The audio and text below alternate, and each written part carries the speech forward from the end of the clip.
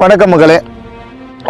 பொதுவாக வந்து லிங்கம் பார்த்தீங்கன்னா குளிர்ச்சியாக இருக்கணும் அப்படின்னு சொல்லுவாங்க. அதனால தான் பார்த்தீங்கன்னா நிறைய இடங்களில் பார்த்தீங்கன்னா மேலே சொட்டடிக்கிற மாதிரியான அமைப்புலாம் வச்சுருப்பாங்க. ஆனால் இப்போ இங்கே இருக்கக்கூடிய இந்த சுவாமி மேலே பார்த்தீங்கன்னா எப்படி சொல்லனே தெரியலைங்க. இப்படி தொடவே முடியல.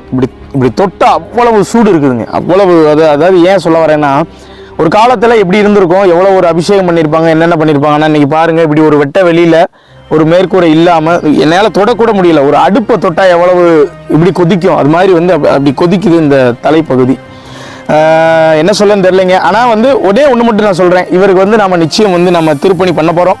அது கூடிய விரைவில் இருக்குது. இந்த தேதி மட்டும்தான் என்னைக்குன்னு என்னால் சொல்ல முடியல. அப்படி வந்து நிச்சயம் வந்து நம்ம பண்ண போகிறோம். அதில் எந்த மாற்று கருத்தும் கிடையாது.